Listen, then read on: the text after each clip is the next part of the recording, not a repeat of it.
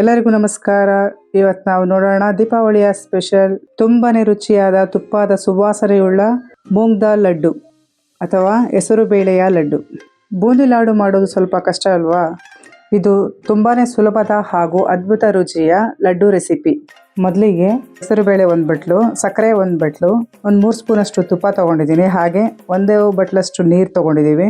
2 ಚಮಚದಷ್ಟು ದ್ರಾಕ್ಷಿ, 2 ಚಮಚದಷ್ಟು ಗೋಡಂಬಿ, 1 ಚಮಚದಷ್ಟು ಕರ್ಬೂಜದ ಬೀಜ ಹಾಗೂ ಅರ್ಧ ಚಮಚದಷ್ಟು ಏಲಕ್ಕಿ ಪುಡಿ ತಗೊಂಡಿದ್ದೀನಿ.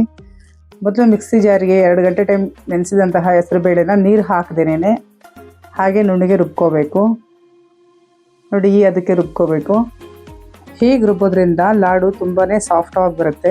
ಈಗ ಒಂದು ಬಾಣಲಿಗೆ ಎಣ್ಣೆ ಹಾಕ್ಕೊತಾ ಇದ್ದೀನಿ.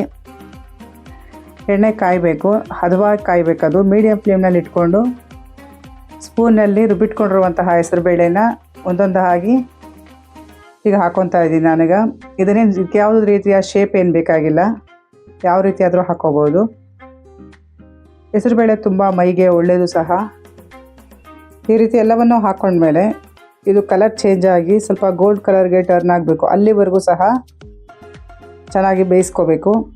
ಒಂದ್ಸರಿ ಒಂದು ಕಡೆ ಬೇಯ್ದ ಮೇಲೆ ಇನ್ನೊಂದು ಕಡೆ ಟರ್ನ್ ಮಾಡಿ ಚೆನ್ನಾಗಿ ಬೇಯಿಸ್ಕೊಳ್ಳಿ. ಇದಾಗಿದೆ. ಈಗ ಇದನ್ನೆಲ್ಲ ಒಂದು ಪ್ಲೇಟಿಗೆ ಇವಾಗ ತೆಗೆದಿಟ್ಕೊತಾ ಇದ್ದೀನಿ. ಇಷ್ಟಾದರೆ ಸಾಕಾಗುತ್ತೆ, ತುಂಬ ಜಾಸ್ತಿ ಫ್ರೈ ಆಗೋ ಅವಶ್ಯಕತೆ ಏನಿಲ್ಲ. ಈಗ ಉಳಿದಂಥ ಹಿಟ್ಟನ್ನು ಸಹ ಎಲ್ಲ ಹಾಕ್ಕೊಂಡು ಚೆನ್ನಾಗಿ ಫ್ರೈ ಮಾಡಿ ತೆಗೆದಿಟ್ಕೊತಾ ಇದ್ದೀನಿ. ಮಾಮೂಲಿಯಾಗಿ ಬೂಂದಿ ಲಾಡು ಮಾಡಬೇಕಾದ್ರೆ ಸ್ವಲ್ಪ ಟೈಮ್ ಜಾಸ್ತಿ ತೊಗೊಳುತ್ತೆ, ಸ್ವಲ್ಪ ರಿಸ್ಕ್ ಸಹ ಜಾಸ್ತಿ ಅದರದ್ದು. ಅದಕ್ಕೋಸ್ಕರ ಈ ರೀತಿ ಮಾಡ್ಕೊಳ್ಳಿ, ತುಂಬ ಟೇಸ್ಟಾಗಿರುತ್ತೆ. ಇದು ಸ್ವಲ್ಪ ಎಲ್ಲ ತಣ್ಣಗಾಗಬೇಕು. ತಣ್ಣಗಾದ್ಮೇಲೆ ಕೈಯಿಂದ ಈ ರೀತಿ ಎಲ್ಲ ಪೀಸ್ ಮಾಡಿ ಮಿಕ್ಸಿ ಜಾರಿಗೆ ಸೇರಿಸ್ಕೊಳ್ಳೋಣ. ಹಾಗೆ ಸೇರಿಸ್ಕೊಂಡ್ರೆ ತುಂಬ ಜಾಸ್ತಿ ಹೊತ್ತು ಟೈಮ್ ತೊಗೊಳುತ್ತೆ, ಆಗ ಎಲ್ಲ ಇದು ತುಂಬ ಬಿಸಿ ಬಂದುಬಿಡುತ್ತೆ. ಅದಕ್ಕೋಸ್ಕರ ಕೈಯಲ್ಲಿ ಬದಲು ಈ ಥರ ಪೀಸ್ ಮಾಡಿಕೊಂಡು ಆಮೇಲೆ ಮಿಕ್ಸಿ ಜಾರಿಗೆ ಸೇರಿಸ್ಕೊತಾ ಇದ್ದೀನಿ.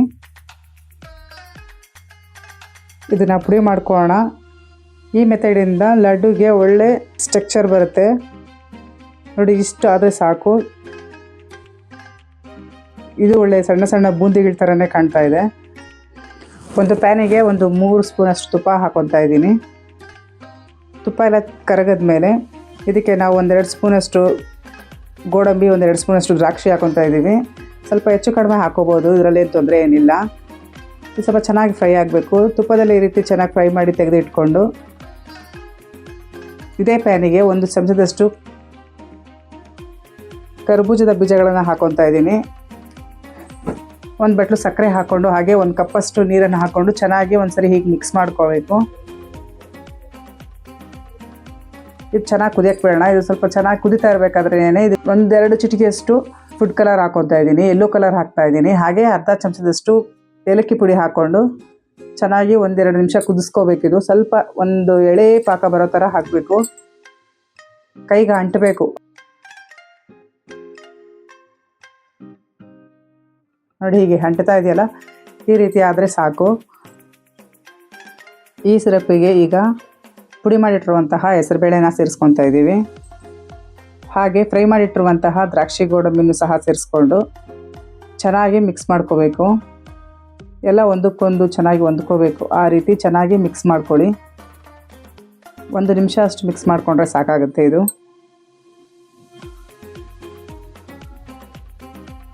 ನೋಡಿ, ಚೆನ್ನಾಗಿ ಮಿಕ್ಸ್ ಮಾಡ್ಕೋಬೇಕು. ಇದೇ ರೀತಿ 1-2 ನಿಮಿಷ ಅಷ್ಟು ಮಿಕ್ಸ್ ಮಾಡಿಕೊಂಡ್ರೆ ಸಾಕಾಗುತ್ತೆ. ನೋಡಿ, ಇದು ಆಗಿದೆ. ಈಗ ಈ ಟೈಮಿಗೆ ಸ್ಟವ್ ಆಫ್ ಮಾಡ್ಕೊಳ್ಳೋಣ, ತಣ್ಣಗಾಗೋದಕ್ಕೆ ಬಿಡೋಣ. ಎಷ್ಟು ಚೆನ್ನಾಗಿ ಉದುರಾಗಿ ಒಳ್ಳೆ ಬೂಂದಿ ಕಾಳುಗಳ ಥರನೇ ಕಾಣ್ತಾ ಇದೆ. ಇದು ತಣ್ಣಗಾಗಿದೆ. ಈಗ ಇದಕ್ಕೆ ಮೇಲಿಂದ 1 ಚಮಚದಷ್ಟು ತುಪ್ಪ ಸೇರಿಸ್ಕೊತಾ ಇದ್ದೀನಿ. ನಾನು ಸಕ್ಕರೆ ಮತ್ತು ಬೇಳೆ, ನೀರು ಎಲ್ಲ ಸಮ ಪ್ರಮಾಣದಲ್ಲಿ ಬಳಸ್ಕೊಂಡಿದ್ದೀನಿ. ನೀವು ಬೇಕಾದ್ರೆ ಸಕ್ಕರೆ ಬೇಕಾದ್ರೆ ಇನ್ನೊಂದು 4 ಸ್ಪೂನ್ ಎಕ್ಸ್ಟ್ರಾ ಹಾಕೋಬೋದು. ನೋಡಿ, ಇವಾಗ ಇದನ್ನು ಉಂಡೆ ಕಟ್ಕೊಳ್ಳೋಣ. ನೋಡಿ, ನಮ್ಮ ದೀಪಾವಳಿಯ ಸ್ಪೆಷಲ್ ಲಡ್ಡು ಸಿದ್ಧ ಆಗಿದೆ. ಬೂಂದಿ ಲಾಡು ಥರ ರುಚಿ, ಆದರೆ ತುಂಬ ಸುಲಭದ ವಿಧಾನ. ಟ್ರೈ ಮಾಡಿ ನೋಡಿ, ನಿಮ್ಮ ಕುಟುಂಬಕ್ಕೂ ಸಹ ಇಷ್ಟ ಆಗುತ್ತೆ.